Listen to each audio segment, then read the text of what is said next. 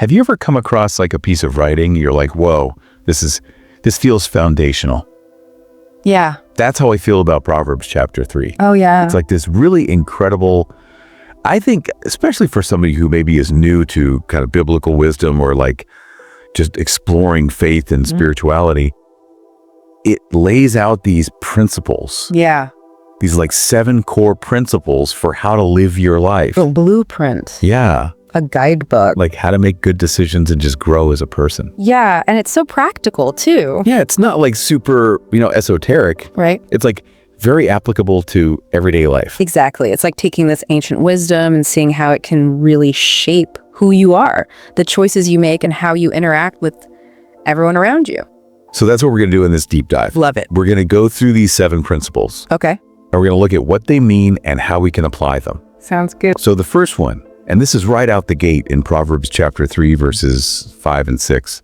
It says, "Trust in the Lord with all your heart and lean not on your own understanding. In all your ways, submit to him and he will make your path straight." Yeah. So much to unpack there. Yes. But for somebody who's maybe, used to figuring things out with their brain, with logic, with their experience, Right. what does it even mean to lean not on your own understanding?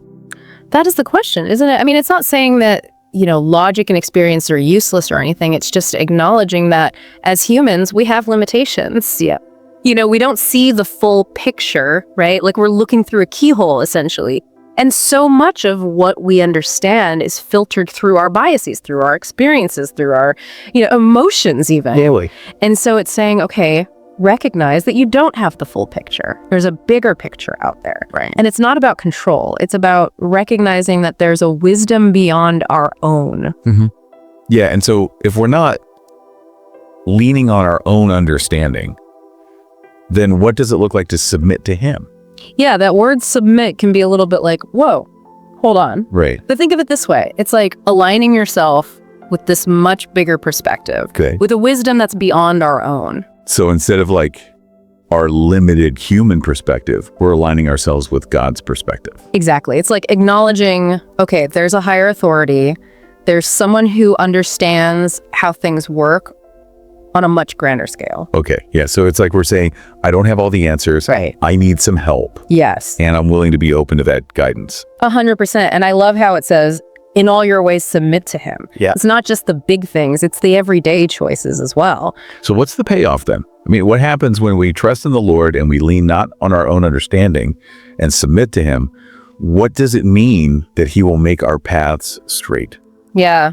It's a beautiful promise, and I don't think it necessarily means that life is going to be like a perfectly paved road, without any bumps or potholes. Yeah. No, we're all human. We all go through stuff. Yeah, we do. Yeah. It's more like, okay, the overall direction of your life is going to be pointed towards what's truly good, what's truly fulfilling. Yeah. Even when you encounter challenges, you can trust that you're on a path that's ultimately leading to your purpose. So it's kind of like you're not going to see every single step along the way. Right. But you can trust that the ultimate destination, the direction you're going, is going to be good. 100%. Okay. So that kind of leads into principle number 2, which is actively seeking wisdom. And Proverbs 3:13 through 18, it talks about how wisdom is more valuable than silver or gold. Yeah. But it's not just about like being book smart. Right. It's not just about knowing a bunch of facts or having a high IQ. Right. It's about having this ability to apply divine understanding to your life. Okay. It's like having this internal compass Yeah. that's calibrated to what's truly good and what's truly right. Mm-hmm. So you can kind of navigate the choppy waters of life. Exactly. And make those sound judgments and navigate those complex situations with more clarity. Yeah, because life can be complicated. Absolutely. There's a lot of decisions to make. Yeah. And if we don't have that wisdom, that guidance, it's easy to get off track. It really is. And the rewards of this wisdom are described as long life, peace, and joy. Why are those things linked? That's so good because, when you have wisdom, it helps you live in a way that brings harmony. Harmony with yourself, harmony in your relationships, and harmony with God.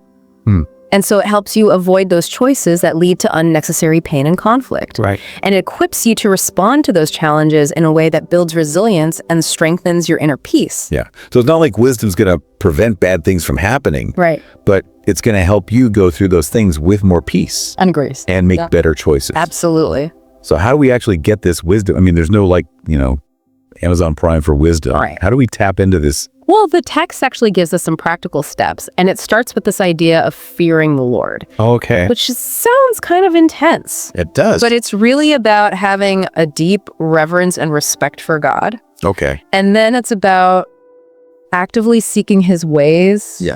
Being open to learning, being open to correction, Yeah. reading scripture, praying for understanding, surrounding yourself with wise counsel. So it's not like a one and done. Right. It's a continual process. A lifelong pursuit. Yeah. Okay. So let's get into some of the more specific teachings here, starting with the idea of God's discipline as an act of love. Well, that's a good one. And this is Proverbs 3:11 and 12. It says, "The Lord disciplines those he loves, as a father, the son he delights in." That's beautiful. That is kind of a different way of looking at discipline, I think, that a lot of us are used to. Right. Our initial reaction might be discipline punishment. Yeah. Nobody likes to be disciplined. Right. Exactly. But this passage is inviting us to see it from a totally different perspective Okay. as this expression of love. Think about a loving parent who corrects their child. Right. They're not doing it because they're angry. They're doing it because they want what's best for their child. They Right. want them to grow. To learn from their mistakes. Exactly. To become responsible and mature. Yeah. And so in the same way, God disciplines us, not to punish us, Right. but to help us grow. To shape our character, to mold us, to draw us closer to him. Okay, so when we go through tough times, when we face challenges, could those actually be opportunities for growth? 100%. Like maybe lessons in disguise? Yes. I mean, they're never fun in the moment.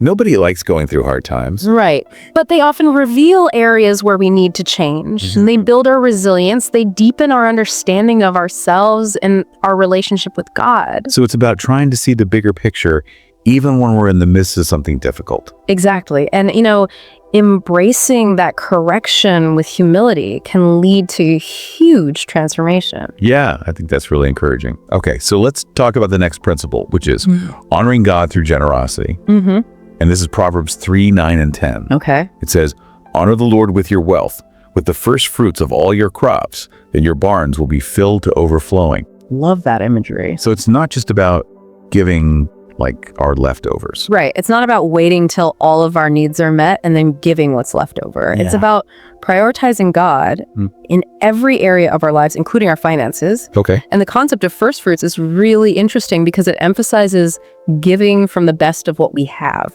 Oh, that's good. Like acknowledging that everything we have ultimately comes from God. So it's an act of worship. Yeah. It's a way of showing gratitude. Saying, God, I trust you to Yeah. provide. And so then the promise is that our barns will be filled to overflowing. So does that mean that if we give, we're guaranteed to be wealthy? I think while there certainly can be tangible blessings, the promise here is often understood in a much broader sense. It's this assurance that God will meet your needs. Yeah. That he'll open up doors for you to be a blessing to others.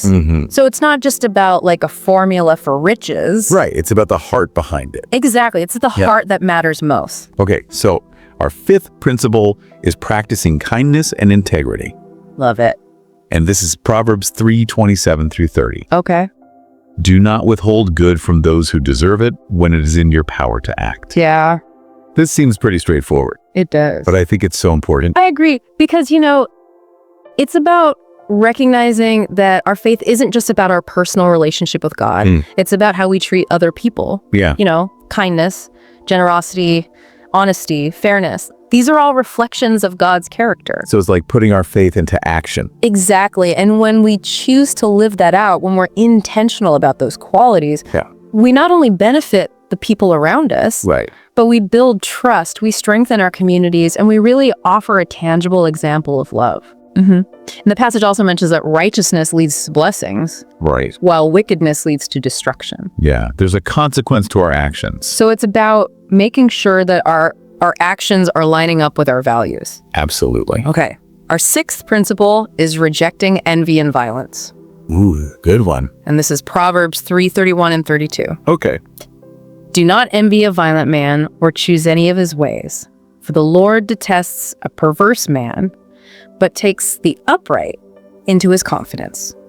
You know, we live in a world where it can seem like power and aggression are rewarded. That's true. So this is a really important reminder. Yeah, you might look at somebody who's achieved worldly success through force or manipulation Right. and feel a little bit of envy. Yeah. But this passage is saying, be careful. Yeah. Don't go down that path. Right. Envy breeds resentment. It leads to harmful actions. Yeah. And true success, lasting success, the kind that brings peace and fulfillment, is rooted in living with integrity. Right. It's about earning God's favor, not through violence or deceit. And it's interesting, too, how it contrasts God's attitude towards those who are perverse and those who are upright. Yeah. He detests one. He takes the other into his confidence. Yeah. That's a powerful motivator. Definitely. Okay, so our final principle is God's protection for the righteous. And this is Proverbs 3:23 through 26. Okay. Then you will go on your way in safety, and your foot will not stumble, for the Lord will be at your side and will keep your foot from being snared. That's so reassuring. It is, life can be unpredictable. Absolutely. And so to have that promise that God is with us and he's protecting us, Yeah. that is really comforting. It is. And when we live according to God's wisdom, when we trust in him, when we strive to do what's right, we open ourselves up to that protection. So it's not that bad things won't happen, Right.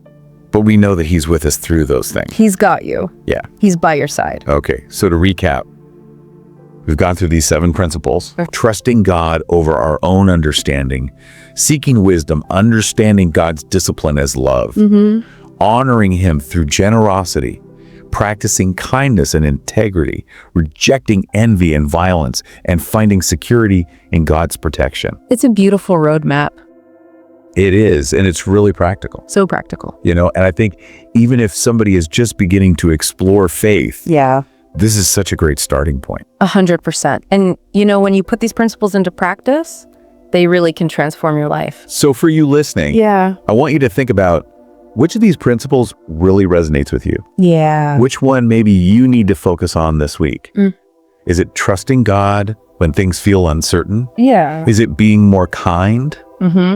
Maybe even think back to a time when you relied only on your own understanding and how things might have turned out differently if you had sought a different perspective. That's a good one to ponder. Yeah. Yeah.